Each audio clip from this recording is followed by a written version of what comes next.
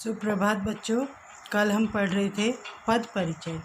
तो पद परिचय में हमने पढ़ा कि पद किसे कहते हैं। पद वाक्य में प्रयुक्त पदों का व्याकरणिक परिचय पद परिचय कहलाता है। ठीक है। फिर हमने पढ़े विकारी पद और अविकारी पद। विकारी पद क्या क्या होते हैं रिवाइज करेंगे एक बार। संज्ञा, सर्वनाम, विशेषण तथा क्रिया विकारी पद होते हैं और अविकारी पद होते हैं क्रिया, विशेषण, संबंध बोधक, योजक और विस्मयादि बोधक। ठीक है। तो हमने ये पढ़ा और उसके बाद मैंने आपको बताया कि हम पद परिचय कैसे करेंगे। आज हम पढ़ेंगे कि वाक्यों में प्रयुक्त पदों का परिचय निम्नलिखित बातों को ध्यान में रखकर दिया जाता है कि हमें पद परिचय। आज हम पढ़ेंगे पद परिचय कैसे दिया जाता है। तो कैसे दिया जाता है, वाक्यों में प्रयुक्त पदों का परिचय निम्नलिखित बातों को ध्यान में रख करके दिया जाता है। सबसे पहले हम संज्ञा पद का परिचय कैसे देंगे।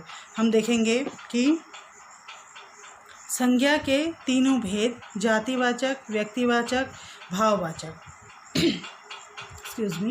लिंग, वचन, कारक तथा क्रिया के साथ उसका संबंध यदि हो तो। जैसे रेखा पत्र लिखती है। ठीक है। यहाँ पर क्या है, रेखा पत्र लिखती है। आगे देखेंगे हम रेखा क्या है यहाँ पर।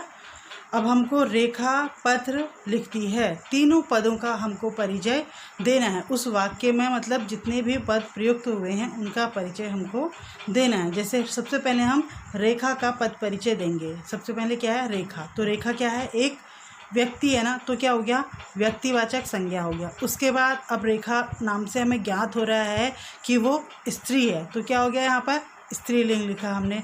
अब फिर क्योंकि वहाँ पर वो एक ही है, अगर हम लिखते हैं यहाँ पर कि रेखा या एक से अधिक नाम लिखते या लिखती हैं लिखते, या फिर जैसे हम लिखते कि एक से अधिक के लिए लिखते तो हम बहुवचन होता। लेकिन यहाँ पर क्योंकि रेखा एक अकेली है तो हम क्या लिखेंगे, यहाँ पर एक वचन लिखेंगे। ठीक है, क्योंकि वो एक ही है तो एक वचन लिखेंगे।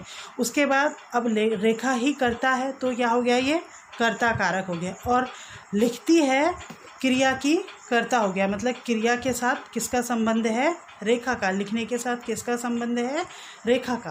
तो हमने यहाँ पर रेखा का पद परिचय दिया। तो रेखा क्या हो गया, रेखा व्यक्तिवाचक है, स्त्रीलिंग है, एक वचन है और कर्ता कारक है और लिखती है के साथ क्रिया के साथ उसका कर्ता का संबंध है। अब दूसरा है पत्र। हमें पत्र पद का या पत्र शब्द का परिचय देना है। तो सबसे पहले क्या है, यहाँ पर जातिवाचक संज्ञा है। पत्र क्या है, जातिवाचक संज्ञा है। अब जातिवाचक संज्ञा में क्या होता है, पत्र जो है सभी प्रकार के पत्रों का संबोधन है या सभी प्रकार के पत्रों को वो क्या करता है, उनका प्रतिनिधि है। चाहे वो व्यापारिक पत्र हों, चाहे वो राजनैतिक पत्र हों, चाहे वो व्यक्तिगत पत्र हों या निमंत्रण पत्र हो। मैंने बताया था ना आपको, औपचारिक पत्र हो या अनौपचारिक पत्र हो, ये दोनों प्रकार के पत्रों को संबोधित करता है। तो इसलिए क्या हो गया, ये उसकी एक जाति है। ठीक है। तो आपको संज्ञा, सर्वनाम, क्रिया, विशेषण ये सब जो है स्पष्ट होना चाहिए कि किसको क्या कहते हैं। तो आपके लिए पद परिचय बिल्कुल भी कठिन नहीं होगा। तो पत्र क्या है, जातिवाचक संज्ञा है। अब पत्र से हमें क्या ज्ञात हो रहा है कि पुल्लिंग है वो। ठीक है, स्त्रीलिंग नहीं है। पत्र क्या है, पुल्लिंग है। अब पत्र लिखती है, क्योंकि वो एक ही पत्र लिख रही है तो क्या हो गया, एक वचन हो गया। और कर्म कारक है वो, क्योंकि लिखती है, कर्म है, कर्म कर रही है वो, तो लिखती है, क्रिया का कर्म है, उसके क्या संबंध है, क्रिया का कर्म है। ऐसे ही लिखती है। अब हम लिखती है पद का परिचय देंगे। तो यहाँ पर क्या हो गया, ये सकर्मक क्रिया हो गई, क्योंकि सकर्मक क्रिया होती है जिसका प्रभाव कर्म पर पड़ता है, उसको हम सकर्मक क्रिया कहते हैं। वो लिख रही है तो यहाँ क्या हो गया, सकर्मक क्रिया होगी और कृतवाच्य हो गया। ठीक है। उसके बाद स्त्रीलिंग, क्योंकि लिखती है क्या है, स्त्रीलिंग, रेखा लिख रही है तो स्त्रीलिंग है। उसके बाद सामान्य वर्तमान काल है। ठीक है, अभी वो क्योंकि लिख रही है, अभी पूरा नहीं हुआ है, तो सामान्य वर्तमान काल है। और अन्य पुरुष और एक वचन है, क्योंकि वो एक ही पत्र लिख रही है। अगला हम देखेंगे सर्वनाम का पद परिचय देखेंगे हम। हमने अभी देखा संज्ञा का, अब सर्वनाम पद का परिचय देखेंगे। जब भी सर्वनाम पद आएगा उसका परिचय हम कैसे देंगे। सर्वनाम के भेद हमें पता होना चाहिए। पुरुषवाचक सर्वनाम, निश्चयवाचक सर्वनाम, अनिश्चयवाचक सर्वनाम, संबंधवाचक सर्वनाम और प्रश्नवाचक सर्वनाम।